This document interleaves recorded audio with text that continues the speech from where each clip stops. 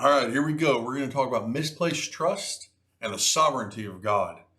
In 1 Samuel 8, the Israelites demanded an earthly king, and their demand and God's response easily serves as a cautionary tale about the dangers of misplaced trust and rejecting God.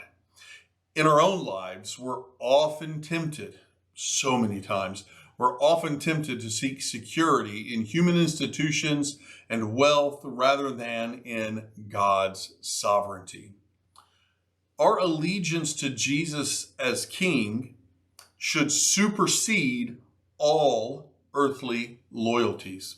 Now, an often unpopular truth about our faith is this: we pledge allegiance to the throne of God before any flag or nation or occupation.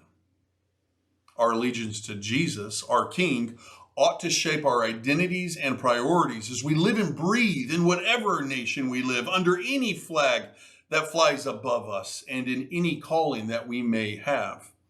By placing our trust in Christ's eternal kingship, we guard against disillusionment, which often accompanies human leadership, and we align ourselves with a kingdom that cannot be shaken. We don't turn a blind eye towards injustice and degradation. On the contrary, we address it head on with boldness and love in pursuit of Jesus through love rather than earthly power and fear. We bear our burdens to the Lord, and we ask Him for wisdom and discernment so that we can address sin and the darkness of this world with love and righteousness. Psalm 146, verse 3 through 4, I have it in the ESV this time, says this: "Put not your trust in princes and a son of man in whom there is no salvation."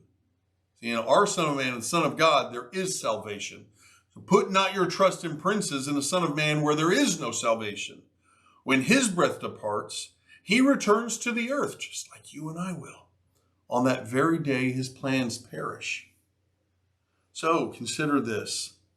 Can you reflect or identify on an area where you might be placing too much trust in human leadership or institutions?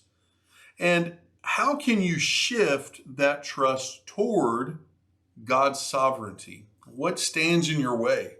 This is intentional personal reflection. Can you bear your burdens to the Lord and ask Him for wisdom and discernment so that you can address what you see with love in pursuit of righteousness?